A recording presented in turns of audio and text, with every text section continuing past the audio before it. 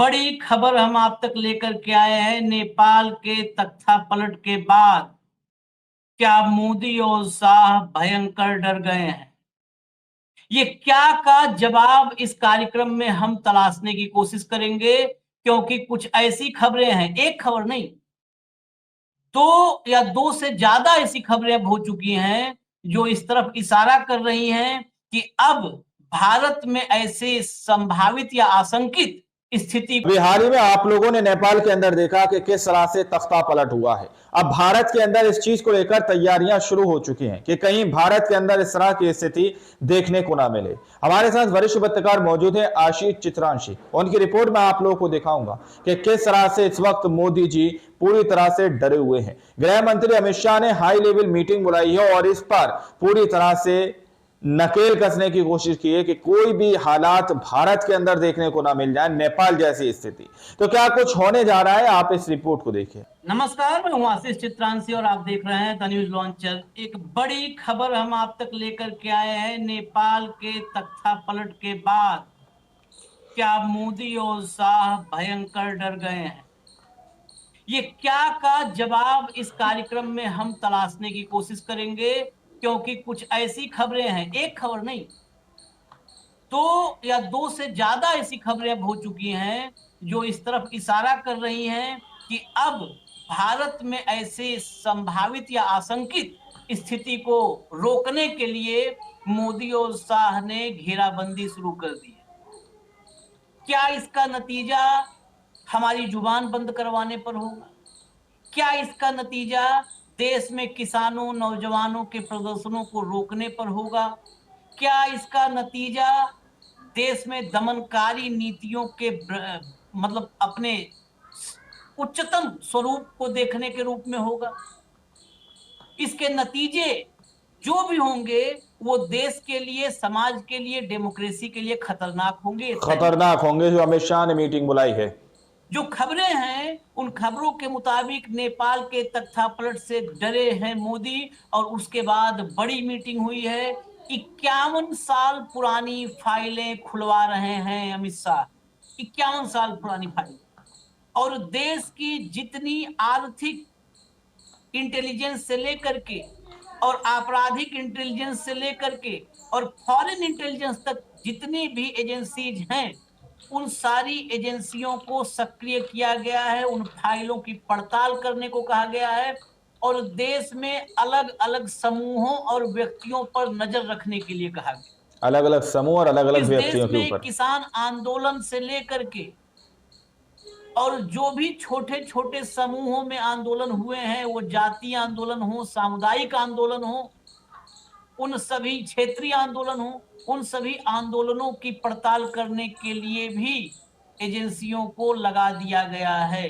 भी अलग आगे बढ़ करके जो संसद को लेकर तैयारियां हैं, उन तैयारियों पर नजर रखी, क्योंकि चाहे बांग्लादेश हो, श्रीलंका हो या फिर नेपाल सबसे ताजा जो जेहन में है, नेपाल में संसद पर ही जो वहां जेनजी आंदोलन हुआ, आंदोलनकारियों ने, युवाओं ने संसद पर ही हमला किया, टारगेट संसद को किया था।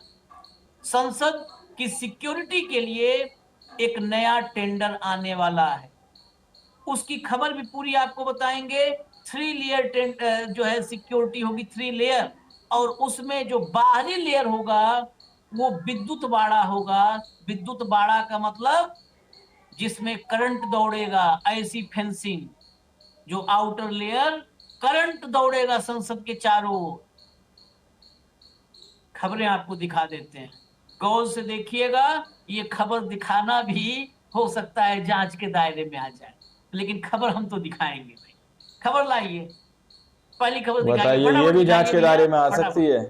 PIDS से लेके VMS तक संसद भवन को 3 स्तरीय सुरक्षा कवच देने की तैयारी। अब ये खबर हटाइए और भाव को लाइए इस खबर के भीतर, तब हम घुसेंगे भाव के साथ। स्वागत है। जरा इस खबर के भीतर की खबर देखिए भाव, क्या है खबर, दिखाइए भैया, फटाफट दिखाइए। ये देखिए, संसद भवन परिसर की सुरक्षा और भी चाक चौबंद होने जा रही है। संसद भवन के चारों ओर की बाहरी परिधि में न सिर्फ विशेष प्रकार की व्यवस्था की जाएगी, विशेष प्रकाश की व्यवस्था की जाएगी, बल्कि वहां बिजली युक्त बाड़ा, इलेक्ट्रिक पावर फेंस भी लगाई जाएगी, बिजली युक्त बाड़ा। इतना ही नहीं, इस सुरक्षा कवच को और मजबूत बनाने के लिए परिसर को 3 स्तरीय सुरक्षा देने की तैयारी हो रही है। केंद्रीय लोक निर्माण विभाग सीपीडब्ल्यूडी ने इस बाबत एक टेंडर जारी किया है, जिसमें कहा गया है कि संसद भवन परिसर के बाहर विद्युत बाड़, एक फाइबर ऑप्टिक आधारित परिधि घुसपैठ पहचान प्रणाली और एक केंद्रीकृत वीडियो प्रबंधन प्रणाली के साथ एकीकृत सीसीटीवी निगरानी नेटवर्क की स्थापना शामिल है। ये देखिए आप, ये 3 लेयर हम भी चाहते हैं हमारी संसद बिल्कुल सुरक्षित हो, जहां परिंदा भी पर ना मार परिंदा सके। भी पर ना मार सके। लेकिन इसकी टाइमिंग, ये आनन फानन में जो टेंडर की व्यवस्था हो रही है, इसकी टाइमिंग, संसद की सुरक्षा हमेशा से रही है, लेकिन ये टाइमिंग और इस टाइमिंग को अभी और जोड़ेंगे। जो 51 साल की फाइलें खुलवाई जा रही हैं, उनसे भी जोड़ेंगे हम। लेकिन पहले इस खबर पे रुकते हैं, इसके बाद हम चलेंगे फिर 5 मिनट की खबर ये है, 5 मिनट इस पे चर्चा, और 5 मिनट के बाद हम आएंगे उन 51 साल पुरानी फाइलों पर। क्या मीटिंग हो रही है, किसके किसके साथ अमित शाह बात कर रहे हैं और क्या आदेश दे रहे हैं, इसको जोड़िएगा उस डर से जो मन में बैठा हुआ है। भाऊ, करंट दौड़ाया जाएगा संसद के चारों ओर, ये नई सुरक्षा व्यवस्था। ये हमने तब देखा था आशीष, जब किसानों के खेत में जंगली जानवरों के झुंड घुस जाते हैं, वो कई बार उस बाढ़ में करंट दौड़ाते हैं, वो भी इलीगल माना जाता है। उसके बाद भी कोई एक आध हिरण विरण करंट से इलेक्ट्रिकुलेट हो जाता है तो बाकायदा फॉरेस्ट डिपार्टमेंट केस भी बनाता है। ये हमने सुना था कई जगह, कई फिल्मों में भी ऐसी कहानियाँ दिखती है कि कोई अपने खेत में करंट दौड़ाता है और फिर विलन खतरनाक होंगे जो अमित शाह ने मीटिंग बुलाई है। देखा था, फिल्मों में देखा था, कहानियों में सुना था, गांव के जो जंगल के एरिया में जिसके जंगल लगते हुए जिन खेतों में, उसके बारे में सुना था। लेकिन पार्लियामेंट में इलेक्ट्रिक का करंट पहली बार सुना। डर किससे है? इस देश के पार्लियामेंट को डर किससे है? हमारे सांसदों को डर किससे है? अरे जनता ने तो आपको चुन के दिया है, लाखों की तादाद में मतदान आपने पाया है, आपकी सर्टिफिकेट लेके आते। जिस जनता ने आपको चुना वो जनता आपकी क्यों खिलाफ होगी? दिल्ली में यदि इसको ये डर है कि पाकिस्तान से कोई हमलावर आएगा और घुस जाएगा, उसके लिए इलेक्ट्रिक बाढ़ कर रहे हैं, तो आपसे बड़ा मूर्खतापूर्ण एक कदम नहीं हो सकता। क्योंकि क्या आपका इंटेलिजेंस अलग अलग समूह और अलग अलग व्यक्तियों के लोग ऊपर आके घुस जाते हैं अंदर और आप कुछ नहीं कर पाते, तो ये आपकी मूर्खता है। तो फिर ये इलेक्ट्रिक की बाढ़ भी, इलेक्ट्रिक का करंट काट के भी अंदर आ सकते हैं लोग। सवाल वो नहीं है, सवाल है किसका डर। मैं बार बार कह रहा था आशीष, डर किसी को नहीं होता। यदि आप कुकर्म नहीं करोगे तो आपको डर किस बात का? यदि मैंने कहीं जीवन में नंबर 2 के काम नहीं करेंगे, एजेंसियों को लगा दिया गया आप है। ऐसा कैसा बोल लेते, आपको डर नहीं लगता? हमने बोला क्या डर, हम इस देश के नागरिक हैं, संविधान और कानून का पालन करते हैं, कोई गैर कानूनी काम नहीं करते। पूरे सरकार को जितना टैक्स देना है टैक्स देते हैं, एक अच्छे शहरी की ज़िंदगी जीते हैं, कभी कोई कानून का उल्लंघन नहीं करते। और इसके बाद जब मैं बिल्कुल साफ सुथरा पाक हूँ और मैं उस परमात्मा में विश्वास रखता हूँ जो इस बात को मुझे शिक्षा देता है, मतलब इस बात की मुझे वो देता है कि भाई आप को एक समाज में, समाज के हिसाब से, मतलब समाज को दुख पहुंचाए बगैर रहे, तो फिर आपको डर किस बात का? मुझे बताइए, डर किस बात का? डर उसको होता है जिनके कुकर्म होते हैं। डरता चोर है, उसको लगता है मेरी चोरी पकड़ी जाए। आदमी को चोर पकड़ेगा। एक बार मैं जब पहली बार मुंबई जब गया था और मैं लोकल में ट्रैवल कर रहा था, तो मेरे लिए ये बहुत ही आश्चर्यजनक बात थी आशीष, कि जो लोकल में जो टिकट चेकर होते हैं, बताइए, ये भी जांच के दायरे में आ सकती है। वो कोई कपड़े पहन के नहीं, वो काला कपड़ा वगैरह कोट पहन के नहीं आते, जीन्स और टी शर्ट में ऑर्डिनरी हमारे जैसे ही थे, ऐसे ही वो पकड़ के ट्रैवल कर रहे हैं। और इतने लोगों के बीच में किसी के कंधे पे हाथ रखते थे, और वो आदमी जब मुड़ के देखता था क्या है, तो वो सिर्फ अपना हाथ ऐसा खोल के देखते थे। वो एक उनका पहचान का वो बिल्ला था। देखिए भैया, फटाफट खबर देखिए। फिर मुड़ बंद करता था वो, और बराबर जिसका कंधा पकड़ते थे उसका वो टिकट नहीं होता था उसके पास। मैं उस टीसी को फॉलो किया, और जब वो आखिरी स्टेज पे वीटी पे जब उतरा तो मैं भी उतरा। मैंने बोला एक्सक्यूज मी, तो बोले यहाँ। तो मैंने पूछा कि सर ये आपको कहाँ से ट्रेनिंग मिलती है कि इसके पास टिकट नहीं है? उसने कहा कि कोई ट्रेनिंग नहीं है, जिसके पास टिकट नहीं है उसने चोरी की है। और 24/7 वो डर के मारे इधर उधर देखते रहता है कि टीसी तो नहीं आएगा, टीसी तो नहीं आएगा। जिसने टिकट लिया वो देखता भी नहीं, वो अपने आप में मग्न है। कोई आंख लगा के बैठा है, कोई भजन गा रहा है, कोई किताब पढ़ रहा है, कोई टेलीफोन पे बात कर रहा होगा। लेकिन जिसने टिकट नहीं लिया वो बिल्कुल आशंकित होता है, कोई टिकट तो नहीं आएगा, पकड़ के तो नहीं जाएगा, पकड़ के तो नहीं जाएगा। और बोले 2 मिनट के अंदर उसका चेहरा ही बता देता है, उसके हाव भाव बता देते हैं। तो डर चोर को होता है आशीष। मेरे देश के नेताओं को क्यों डर लगना चाहिए? परिंदा भी पर ना मार सके। सांसद विधायक को क्यों डर लगना चाहिए? मुख्यमंत्री को क्यों डर लगना चाहिए? कोई कहते विपक्ष से डर है, विपक्ष क्या करेगा? विपक्ष की आप साथ बातचीत करोगे। मैंने वही तो कहा, अरे बाबा भाई, आप विपरीत विचारधारा के लोगों का, अरे भाई सबकी सुनवाई होगी तो लोग कहेंगे। हम खुद कहते हैं कि सरकार के लिए सभी काम करना बहुत मुश्किल है। 140 करोड़ का देश है ये, कुछ ना कुछ कमी रह जाती है, लेकिन सरकार सुनती तो है। सरकार मानती है कि हाँ इस बार भी आपका ही रह गया था, मुझे याद है, मैं अगले बजट में बिल्कुल प्रयास करूंगा कि ये समस्या हल हो जाए। वो आदमी बड़ी तसल्ली से जाता है। लेकिन आप लोगों पे डंडे बरसाओगे, सवाल पूछने पे जेल में डाल दोगे, तो आपके प्रति पूरे समाज में एक क्रोध है।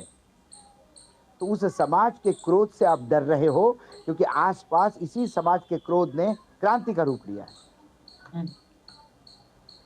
और आपको लगता है कि कल पार्लियामेंट के अंदर यदि इलेक्ट्रिक के, अब मुझे हास्यास्पद लगता है, छोड़िए जी उनको, पार्लियामेंट में क्या हो गया नेपाल में और श्रीलंका छोड़िए, हमारे देश में क्या हुआ?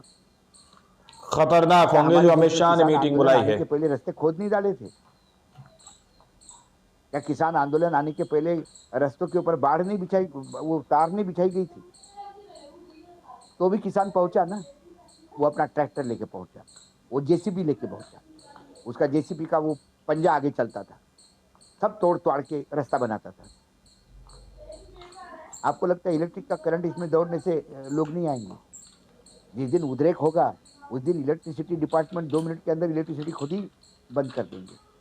जनता की क्रांति, ये जो हम आसपास देख रहे हैं आशीष, ये सिर्फ जनता ने नहीं की, इसमें कई एजेंसियां, अलग अलग समूह और अलग अलग व्यक्तियों के ऊपर, इसमें पुलिस डिपार्टमेंट भी इन्वॉल्व है। देखिए आर्मी के चीफ का क्या स्टेटमेंट आया, जब आर्मी के चीफ को ये बोला गया प्राइम मिनिस्टर द्वारा कि आप बिल्कुल मार्चिंग करवा दीजिए, आर्मी के चीफ ने प्राइम मिनिस्टर को कहा कि आप इस्तीफा दे दीजिए, हम हमारी जनता पे किसी गोली चलाएंगे। वो जायज मांगों के साथ एजेंसियों को लगा दिया गया है, गोली चला सकते।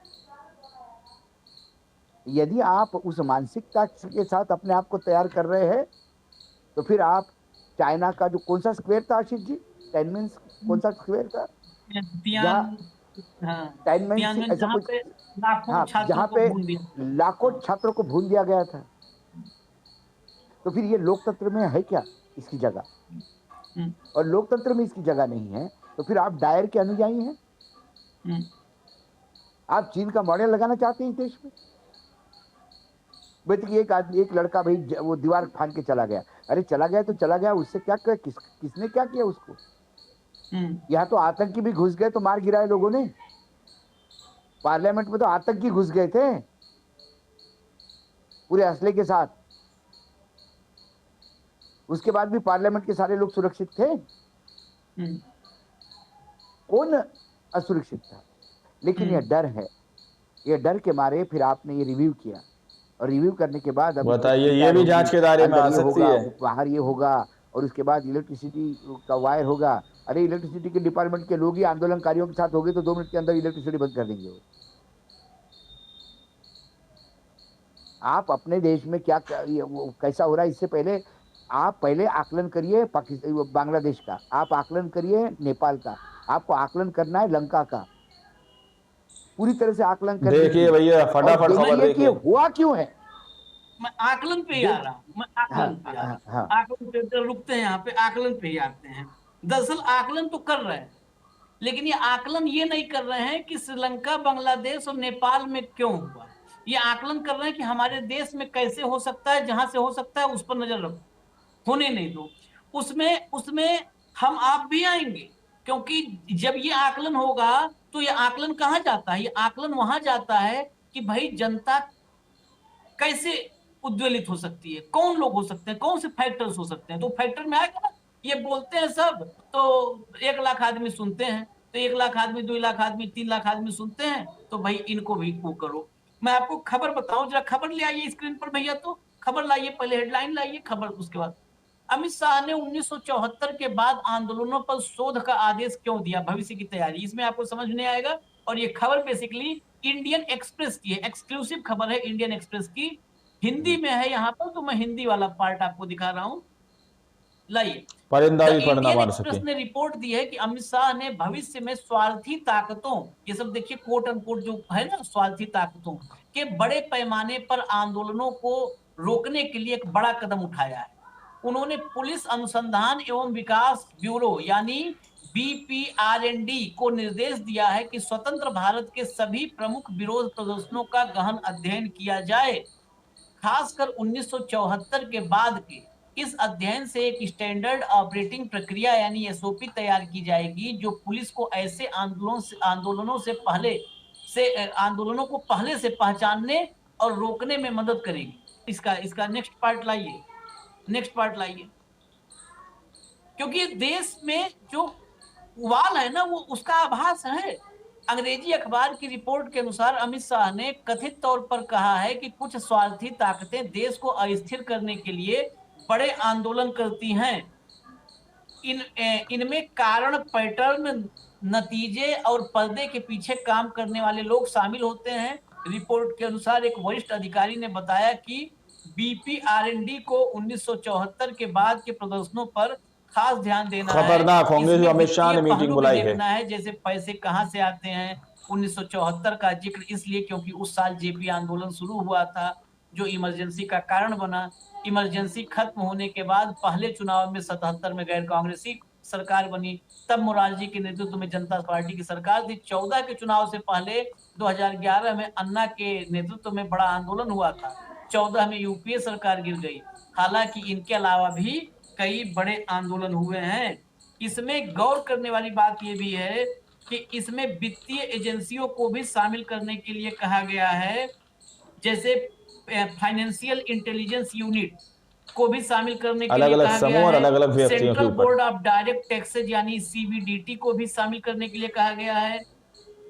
इसके अलावा इसमें जो और एजेंसियां हैं उन एजेंसियों को भी, हाँ, ईडी को जैसी एजेंसियां, इसके अलावा NIA, BSF, नारकोटिक्स, इन जैसे भी जो एजेंसियों को लगा दिया गया है। एजेंसियों को भी, और धार्मिक सभाओं पर भी नजर रखने के लिए कहा गया। ठीक है, सब नजर रखो, और किसान आंदोलन और इन सब पर भी पैसे की जांच होगी कि कहां से पीछे पैसा आया, इससे कोई फर्क नहीं।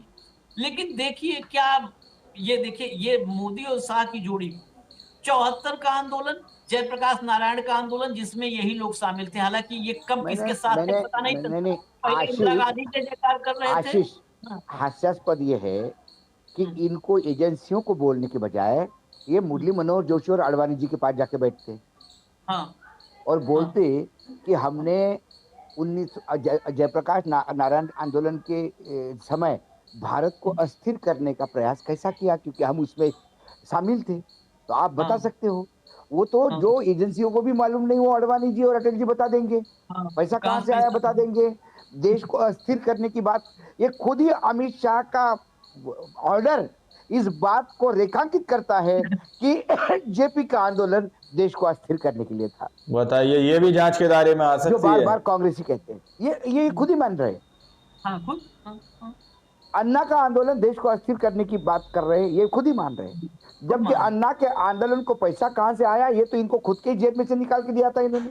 इनको खुद ही देखना है कि अन्ना के आंदोलन में खाने की व्यवस्था कौन कर रहा था। सारी तो संगी लगे हुए थे अन्ना की जय जयकार करने, सभी तो लगे हुए थे। दिल्ली में देखिए भैया, फटाफट खबर देखिए। तो लेकिन ये आंदोलन करने के लिए जो विदेशी ताकतों से, यदि इनको लगता है इसमें विदेशी ताकतें थी, डायरेक्टली यही हो रहा है ना, पैसा कहाँ से आ रहा था, वो कहाँ से आ रहा था, विदेशी ताकतें थी, सब कुछ था। यदि इनको ऐसा लगता है तो फिर इनको ये देखना होगा, ये खुद को ही सवाल पूछना होगा कि हमने विदेशी कौन सी ताकतों के हाथ खेले? क्या हम अमेरिका के हाथ खेले? क्या डीप हाँ। स्टेट के रूप में अमेरिका ने ये खेल कर दिया था क्या? आप और हम तो पिछले कई दिनों से कह रहे थे कि अन्ना का आंदोलन हो या जेपी का आंदोलन हो, क्या डीप स्टेट उसमें था क्या? डीप स्टेट इसलिए था कि अमेरिका को इंदिरा गांधी ने आंखें दिखाई थी, पाकिस्तान के 2 टुकड़े कर दिए थे। वो बेइज्जती अमेरिका सहन नहीं कर पाया, तो उन्होंने इंदिरा जी के खिलाफ ही खड़ा कर दिया एक आंदोलन, और इंदिरा जी सत्ता से बाहर चली गई। वो इंदिरा गांधी थी, वो सत्ता में वापस आ गई फिर से। ठीक है। उसके बाद अन्ना का आंदोलन कहाँ हुआ? फोर्ड फाउंडेशन कौन है? फोर्ड फाउंडेशन से पैसा कैसा आ रहा था? ये हम नहीं कह रहे थे, यही लोग कह रहे थे, फोर्ड फाउंडेशन का पैसा है। परिंदा भी पर तो ना मार सके। आज के डेट में यदि ये तैयारी चल रही है, तो आप मान लीजिएगा हमारी सरकार चीन के नक्शे कदम पे चल रही है। आने वाले सवाल में अब इस सवालों के भी जवाब मिलते हैं कि एक सप्ताह में 4 बार लाठीचार्ज क्यों हुआ पटना में? हम्म। क्योंकि ये चाइना का मॉडल है। अब लोकतंत्र के मॉडल पे नहीं जा रहे हैं, लेकिन इनको ये भी एक स्टडी कर लेनी चाहिए, अमित शाह को और नरेंद्र मोदी जी को, कि जेपी के आंदोलन को जगह किसने दी? सब कुछ ठीक चल रहा तो आंदोलन खड़े नहीं होते। किसान आंदोलन क्यों खड़ा हुआ? आप 3 कानून पास नहीं करते तो किसान आंदोलन ही नहीं होता। तो किसान आंदोलन को पैसा किसने दिया, ये बताने के पहले क्या ये 3 कानून किसकी वजह से पास हुए, क्यों पास करवाए गए, इसके पीछे कौन सी लॉबी काम कर रही थी, ये देश हित में नहीं था तो भी हमने क्यों किया, ये खुद का आकलन कर लेना चाहिए इन लोगों ने। यदि जेपी का आंदोलन खड़ा हुआ तो जेपी के आंदोलन के पहले क्या स्थिति थी बिहार में? खतरनाक होंगे जो अमित शाह ने मीटिंग बुलाई है। तभी तो जेपी के लिए लोग खड़े हो गए होंगे। यूपीए सरकार भ्रष्ट है, ऐसा किसने कहा? जिस सीएजी ने यूपीए पे लगातार आरोप लगाए कि ये स्कैम, वो स्कैम, वो स्कैम, उसको राज्यसभा कौन लेके गया? यूपीए को सबसे भ्रष्टतम सरकार कहने के लिए पूरे देश में हल्ला किसने किया? क्या वो अमेरिकन टूल किट के हिस्सा थे? क्योंकि यूपीए ने एटॉमिक एग्रीमेंट के साथ तो साइन किया, लेकिन रिएक्टर का ऑर्डर फ्रांस और रशिया को दिया, अमेरिका को नहीं दिया। अमेरिका इससे आहत था। अमेरिका को धंधा चाहिए, अलग अलग समूह और अलग अलग व्यक्तियों के ऊपर। जो अमेरिका से टकराव किया, अमेरिका ने डीप स्टेट का खेल किया। तो ये इतनी आप एजेंसियों को क्यों फाइलें ढूंढवा रहे हैं? उस समय इमरजेंसी के समय सबसे पहले प्रखर कौन था? इंडियन एक्सप्रेस था। वो इंडियन एक्सप्रेस कौन था? एजेंसियों को लगा दिया गया है। इंडियन एक्सप्रेस के और संघ के क्या संबंध थे? गोयनका जी किसके साथ खड़े थे? जनसंघ और बीजेपी के साथ गोयनका का अखबार खड़ा था। था ना? तो आप अपने आप को चेक करो ना। आप कांग्रेस के खिलाफ हुए थे ये आंदोलन जिसमें आप लोग थे। हाँ, दोनों आंदोलन, चाहे वो 74 और चाहे 74 अरे बाबा 74 से लेके अन्ना आंदोलन तक सारे आंदोलन कांग्रेस के खिलाफ थे जो आपने किए थे। तो कांग्रेस ने क्या पाप किए ये भी देखिए, वो पाप आप ना करें। हम तो कह रहे थे कि नेपाल में जो कांड हुआ उसमें एक बहुत सारा कांड नेताओं के बच्चों का रोल था। बच्चा स्विट्जरलैंड में लेटेस्ट गाड़ी के साथ फोटो पोस्ट कर रहा है, या नेपाल के लड़कों को खाने को नहीं है तो उनको तो गुस्सा आएगा। बताइए, ये भी जांच के दायरे में आ सकती है। जला दिया, एक जो बहुत दुखदायक है, नहीं होना चाहिए ऐसा। एक असहाय महिला के आपने घर में आग लगा दी। क्या आज की डेट में निशिकांत दुबे अपने शादी की सालगिरह जिस बड़े पैमाने पे करते हैं और उसके फोटोग्राफ सोशल मीडिया पे देते हैं, देखिए भैया फटाफट खबर देखिए। लोगों को आग नहीं लग जाएगी? विजय माल्या और वो भागा हुआ मोदी, दोनों पार्टी करते हुए सोशल मीडिया पे फोटो आते हैं। तो यहाँ जो किसान मात्र 20,000 रुपए कर्जा लेने पे अपनी जीवन लीला समाप्त करता है, उससे बच्चे को आग नहीं लगती। हमने तो सिर्फ 20,000 का कर्जा लिया, तो मेरे पिताजी को इतना परेशान किया, तो उन्होंने अपनी जीवन लीला समाप्त कर दी। और ये करोड़ों रुपए लेके वहां पे ग्लास के जाम से जाम टकरा के नाचते हैं, क्या उसमें आग लगेगी? नहीं।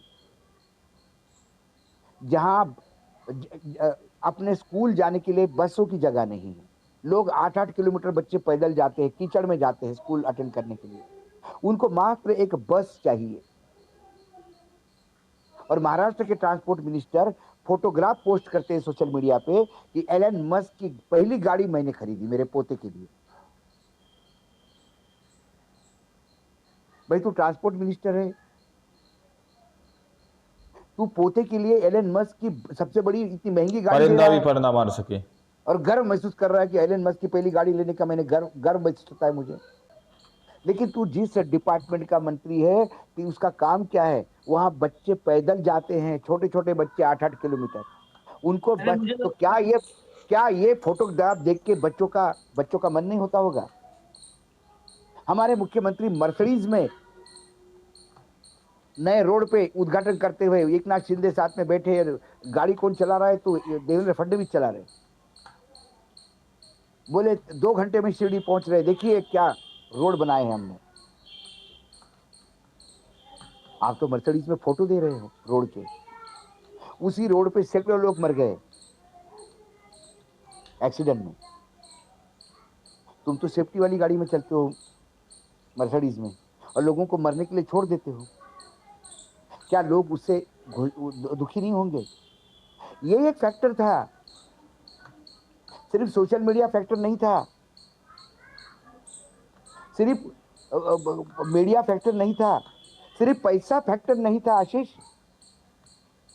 लोगों के मन में क्रोध, हमको खाने को नहीं है। खतरनाक होंगे जो अमित शाह ने मीटिंग बुलाई है। उड़ा रहे बड़े बड़े होटलों में। वो तो ठीक है, लेकिन उससे ज्यादा जिस विषय पर जिधर ध्यान देने की जरूरत है कि अगर आप ये कर रहे हैं, आप उसी आंदोलन से आए हैं, आप उसी आंदोलन से सरकार बनी है, आप उसकी जांच करवा रहे हैं, इसका मतलब आप भी किसी और के टूल हो, किसी और ने आपका इस्तेमाल किया, आपको सत्ता में अपने मकसद से बिठाया, अपने 100% 100% बिठाया कि किसी भी देश ने, डीप स्टेट हो, ओपन स्टेट हो, कोई स्टेट हो, उसने जो आज मोदी और शाह बैठे हैं, इनको किसी ने अपने मोहरे के रूप में बिठाया, और आज आप उसी आंदोलनों का अध्ययन कर रहे हो। इसके अध्ययन का जो नतीजा हो सकता है वो अलग बड़ा अलग समूह और अलग अलग व्यक्तियों के ऊपर। ये नतीजा, इस पर अध्ययन का क्या मतलब है? आप रोकना चाहते हो, फिर आप किसको रोकोगे? देश में, इस देश में कौन एजेंट है बाहर? वो किसान एजेंट थे। मेरा सवाल ये है, इसका अध्ययन करके आप किस नतीजे पे पहुंचना चाहते हो? क्या वो किसान जो लाखों किसान आंदोलन किए वो विदेश के एजेंट थे? क्या मीडिया में जो लोग एजेंसियों को आपसे लगा दिया सवाल गया कर रहे हैं, गिने चुने तो हैं 4-5-6, आपसे जो सवाल कर रहे हैं, क्या वो विदेश के एजेंट हैं? क्या जो भी सिविल सोसाइटी के लोग, एडीआर से लेकर के, एडीआर एक है जो चुनावी जो है प्रक्रिया को साफ सुथरा रखने के लिए बार बार जाता है, और आज से नहीं सन 99 से जा रहा है, उसके एक को फाउंडर थे, वो अब रहे नहीं दुनिया में 3 दिन पहले, बताइए आखिरी दम तक उन्होंने कोर्ट कचहरी किया। वो जो है एडीआर जैसे तमाम सिविल सोसाइटीज हैं, क्या उनको आप पहरे में रखना चाहते हो, कैद में रखना चाहते हो? देखिए बड़ा क्लियर है। न्यूज लॉन्चर, मैं पहले व्यक्ति के रूप में कहता हूं कि न्यूज लॉन्चर का पूरा बही खाता हम सार्वजनिक कर देते हैं। दूर की बात छोड़ दीजिए विदेश से लेने का, अरे हम आप या आप जैसे राजनीतिक दलों के तमाम ऑफर्स पर मुंह खोल के बता देंगे किसी दिन, उनका तो 2 रुपया लिए नहीं, जो हमारे दफ्तर में फोन कर करके भाऊ को भी फोन कर दिया कि भाऊ जो है आप ही देख लो। भाऊ ने भी कहा भाई हम नहीं देखेंगे, जान दो, बताइए, ये भी जांच के दायरे में आ सकती है। हम नहीं जानते, बात करो भैया। नहीं, जब उनका 2 रुपया नहीं लिया, आप ये इन सब आड़ में छिप करके, मेरा सीधा ही आरोप है, ये जो अध्ययन की बातें और खबरें आ रही हैं, ये वो पर्दा है जिसके पीछे छिप करके इस देश में सबसे बड़ा दमन चक्र चलाना चाहते हैं ये लोग। वो दमन चक्र होगा जिसमें आवाज बंद करवा दो, देखिए जिसमें भैया, विरोध बंद फटाफट करवा खबर दो, देखिए। जिसमें प्रदर्शन बंद करवा दो, जिसमें आलोचना बंद करवा दो, नहीं देश नहीं, में आलोचना की आवाज नहीं। ये जो शब्द यूज किए, ये जो हाँ शब्द यूज किए, स्वार्थी ताकतें, हाँ हाँ। तो क्या जयप्रकाश नारायण के आंदोलन में स्वार्थी ताकतें थी? जयप्रकाश को क्या स्वार्थी बोल दिया ये तो। जो बोल दिया, अन्ना हजारे को हाँ, स्वार्थी बोल दिया, फिर आपने फिर किसानों को स्वार्थी बोल दिया। किसानों का क्या स्वार्थ हो सकता है? 700 किसान शहीद हो गए, क्या स्वार्थ है उनका? देश की सीमाओं पे लोग शहीद होते हैं, सैनिक हमारे, क्या स्वार्थ है उनका? यदि देश प्रेम, राष्ट्र प्रेम और समाज के उत्थान को स्वार्थ कहते हैं, वहां है स्वार्थी। हम भी स्वार्थी हैं, न्यूज लॉन्चर भी स्वार्थी है। मैं आशीष जी के परमिशन से बोलता हूं, यदि ये मायने हैं स्वार्थ के, तो अरे स्वार्थ तो आप हो। आपने जयप्रकाश नारायण के आंदोलन पे चढ़ के, अन्ना के आंदोलन की चढ़ के सत्ता हासिल की है। आपने लगातार यूपीए सरकार को बदनाम कर करके सत्ता हासिल की है। परिंदा भी पर ना मार सके। और अब जब आपने सत्ता हासिल की है तो आपको आंदोलन नहीं चाहिए। भारतीय जनता पार्टी पूरे समय विरोध में रही। भारतीय जनता पार्टी देश आजादी से लेकर सत्ता में आने तक लगातार विरोध करती रही, आंदोलन करती रही। वो आंदोलन जीवी थी, लेकिन अब प्रधानमंत्री किसानों को आंदोलन जीवी कहते हैं। जो आंदोलन के खुद आंदोलन जीवी हो, वो दूसरों को आंदोलन जीवी कहने लगा है। चेयर बदल गई आशीष। चेयर टेबल के उस पार पहले बैठे थे, अब चेयर पे इस पार टेबल के बैठने से ही इनके तेवर बदल गए, रंग बदल गए। आप भूलिए मत, आपने भी, आप भूले मत, आप भूलिए मत, आप जिन तमाम आंदोलनों की बात कर रहे हैं, इसी आंदोलन की उपज वर्तमान सत्ताधीश है, जो एक जमाने में विपक्ष में थे। और तब आंदोलन जनता ने किया था, जिसका रोटी आपने सेकी थी, और जनता ने देश बचाने के लिए आंदोलन किया था। और जब भी देश संकट में होगा, आंदोलन होगा। यदि आप चाहते हैं कि कौन बुद्धिजीवी इनके पीछे है, कौन मीडिया वाले इनके पीछे है, कौन पैसे वाले इनके पीछे है, क्या था जेपी की आंदोलन? खतरनाक होंगे जो अमित शाह ने मीटिंग बुलाई है। रैली थी तो हर घर से 2-2 रोटियां निकली थी। घर के महिलाओं ने रोटी बेल के लोगों को रोटियां दी थी। आप रोटी गिनोगे, रोटी का हिसाब लोगे? जिस दिन जनता आपके बच्चों का हिसाब करने लगी, जिस दिन जनता आपके प्रॉपर्टी का हिसाब करने लगी, जो थापा के यहाँ चाय पिलाता था, थापा के यहाँ घर का काम करता था, वो आज करोड़ों अब्जों रुपए का मालिक है। मैं नहीं कहता, नारायण राणे के खिलाफ लगातार एक पूरे दिन भर डॉक्यूमेंट पे डॉक्यूमेंट देते रहे। कौन? देवेंद्र फडणवीस। आज नारायण राणे कैबिनेट में थे, अब उनका बेटा कैबिनेट में है महाराष्ट्र। उनका बेटा अलग अलग समूह और अलग अलग व्यक्तियों के ऊपर फेंकता रहता है, गाली फेंकता रहता है। और क्या क्या कितने गिनाया आपको?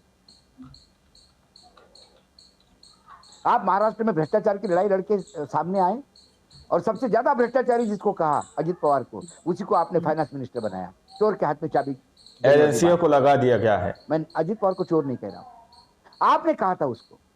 आप उसको चक्की पिसवा रहे थे, सबसे करप्ट आदमी बोला था, और 3 महीने के अंदर आपने उनको अर्थमंत्री बना दिया। आप आंदोलन ढूंढवाएंगे, गुरुजी आंदोलन में ढूंढवाइए। वो क्या है, गले में वो बगल में छोरा, गांव में ढिंडोरा। यदि इस देश में अस्वस्थता हो दिखाई दे रही है आपको, इस देश में जनता के मन में क्रोध दिखाई दे रहा है आपको, तो ये अस्वस्थता, ये क्रोध आपके कुकर्मों का पाढ़ा है। इसको देखिए, आप अपना आकलन खुद करिए। आप जनता के दमन कैसा कर रहे हैं, नहीं करना चाहिए। आप जनता को झूठे वादे कैसे करते हैं, ये देख लीजिए। आप उद्योगपतियों के हाथ देश कैसा बेच रहे हैं, ये देखिए। जब ये देखोगे तब आपको पता पड़ेगा कि जनता क्रोधित क्यों है। आप इनविजिबल हैंड, अदृश्य हाथ, बताइए, ये भी जांच के दायरे में आ सकती है। जब वो हाथ पकड़ने जाओगे तो आप ही को अपना हाथ मिलेगा, अदृश्य आप ही कुछ का हाथ नहीं है। होगा। अगर आंदोलन के पीछे स्वार्थी तत्व आपको देखने हैं तो आप नागपुर चले जाइए, संघ मुख्यालय देख लीजिए, आंदोलन के पीछे वही स्वार्थी तत्व नजर आएगा। आप खुद को आईने में देख लीजिए, आप खुद को आप देखिए आईने में, देखिए कौन नजर आता है, कौन था आंदोलन के पीछे। 2010-11 के आंदोलन देखिए के पीछे भैया, पैसा फटाफट फोर्ड खबर फाउंडेशन देखिए। से आया, कहां से आया, लेकिन पूरी कौन छाना, कड़ाहा कौन चढ़वाया। उस आंदोलन में मैं भी था, जिसका प्रायश्चित कर रहा हूं, मैं भी था, और खुले प्लेटफॉर्म पे कहता हूं।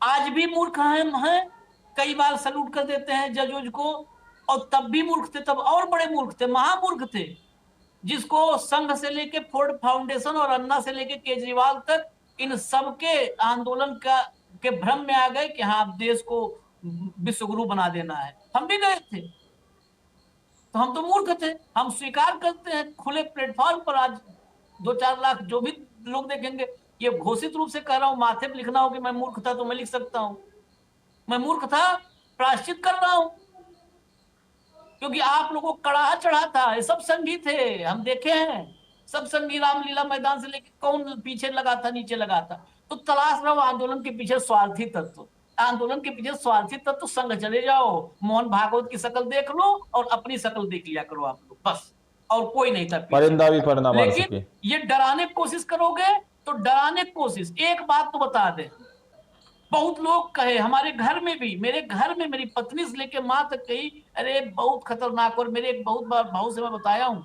एक बहुत बड़े मीडिया में उनके बहुत सारा लाइसेंस है, बहुत मतलब वो संघ के करीब है, उन्होंने कहा बहुत क्रूर लोग हैं, तुम बिना मतलब इस सब में उलझे हो, तुमको भाई मैं मानता हूँ।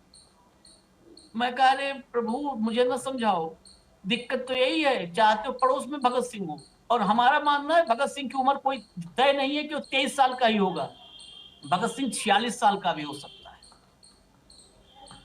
तो ये सोचो कि डरवा दोगे, मार सकते हो, जान ले सकते हो, लेकिन डरा नहीं सकते हो, इतना यकीन कर लेना, एकदम दिमाग में बिठा लेना। जान ले सकते हो, वो तो ताकत आने वाले समय में मुझे याद है, एक मैं तो नाम लेके ही बात करता हूँ, चित्रा त्रिपाठी जी का एक मैंने कार्यक्रम देखा था, और सुरेंद्र सिंह राजपूत पे वो टूट पड़ी थी कि नेपाल के साथ आप भारत की तुलना कैसे कर रहे हैं, आप राष्ट्रद्रोही है, देशद्रोही है। खूब दोनों के बीच में टकरार हुई, खूब गाली गलौज हुई, और मुझे ताज्जुब लगा खतरनाक कि होंगे जो अमित शाह ने कोई मीटिंग एंकर बुलाई ऐसा है। कह सकता है कि तू देशद्रोही, राष्ट्रद्रोही। आज मैं चित्रा जी को पूछता हूँ, क्या वो अमित शाह को भी राष्ट्रद्रोही कहेंगे? क्योंकि उन्होंने भी ये आकलन इसीलिए शुरू कर दिया है कि उन्हें भी यही आशंका है। यूं ही कोई आकलन नहीं शुरू करता, यूं ही कोई आदेश नहीं देता। घर बैठे कुछ काम नहीं तो देख लो यार, पुराने जरा आंदोलन कैसे हुए थे, जरा इसका इतिहास ही देख ले। ऐसा तो नहीं है। इस देश के गृह मंत्री के लिए सांस लेने की फुर्सत नहीं है। लेकिन इस देश के गृह मंत्री ने ये भी देख लिया है नेपाल में क्या हुआ। इस देश के गृह मंत्री के पास ये भी खबरें हैं कि देश में बहुत अशांति है, इसीलिए प्रिकॉशन के तौर पे वो काम कर रहे हैं। अलग अलग समूह और अलग अलग व्यक्तियों के ऊपर, या न्यूज लॉन्चर ने, कई लोग ये कह रहे हैं गृह मंत्री को भी आशंका है, इसके लिए आकलन हो रहा है। या गृह मंत्री कोई पीएचडी करना चाहते हो इसलिए डाटा इकट्ठा कर रहा हो, तो बात अलग है। तो फिर बात अलग है, फिर उसमें कोई बोलने की जगह ही नहीं। चलिए गृह मंत्री एजेंसियों को लगा दिया गया है। भी तो चलिए, अगर कोई डिग्री उग्री मिल भी जाए तो हम लोग तो देख नहीं पाएंगे वो डिग्री। बड़ी बात तो ये भी, अगर कुछ कर भी लेंगे तो डिग्री हम लोग नहीं देख पाएंगे। इजाजत दीजिए हमें, ये सिलसिला जारी रहेगा, आज भी कल भी, और जब तक जुबान रहेगी तब तक ये सिलसिला जारी रहेगा, सवालों का और जागरण का। ये दोनों है, सिर्फ सवाल नहीं है, इसमें जागरण भी है। धन्यवाद भाऊ, बहुत बहुत धन्यवाद, नमस्कार। धन्यवाद, नमस्कार। दोस्तों, आप लोगों ने इस वीडियो को शुरू से आखिर तक देखा। वीडियो के अंदर साफ तौर पर बात की गई है कि किस तरह से गृह मंत्री अमित शाह ने हाई लेवल मीटिंग बुलाई है, और उस मीटिंग के अंदर 50 साल पुरानी रिकॉर्ड की फाइलें खोली जा रही हैं। देश के अंदर जो भी आंदोलन हुए हैं, देश के अंदर जो भी जितने भी प्रोटेस्ट हुए हैं, उनमें पूरी तरह से जांच की जाएगी कि किस लिए वो आंदोलन हुए, उसका निष्कर्ष क्या निकला, और उस आंदोलन के लिए फंडिंग किसने की। दोस्तों, अब प्रधानमंत्री नरेंद्र मोदी जी ये तो नहीं कह सकते कि भाई जब से हम सत्ता के अंदर आए तब से जो आंदोलन हुए उसकी जांच कर लो, क्योंकि जब से मोदी जी सत्ता के अंदर आए हैं लोगों का आंदोलन जिस तरह से देखने को मिला, जिस तरह से तस्वीरें बढ़ती गई। अभी हाल ही में मणिपुर के अंदर मोदी जी जब दौरा करने गए तो वहां पर किस तरह से गो बैक के नारे लगाए गए वो तस्वीरें किसी से छुपी हुई नहीं है। वाराणसी के अंदर गए वहां पर किस तरह से विपक्ष के नेताओं को हाउस अरेस्ट कर लिया गया वो तस्वीरें किसी से छुपी नहीं है। आप लोगों ने इस रिपोर्ट को देखा सुना, आप लोग इस रिपोर्ट के बारे में क्या सोचते हैं, क्या समझते हैं? क्योंकि हमारा देश एक लोकतांत्रिक देश है और हमारे देश के अंदर इस तरह की हम कतई कोई भी घटना को बर्दाश्त नहीं कर सकते, क्योंकि यहां पर जनादेश चलता है। दोस्तों बाकी आप क्या सोचते हैं कमेंट में जरूर दीजिएगा अपनी राय। मिलता है अगली वीडियो में, जब तक के लिए जय हिंद जय भारत।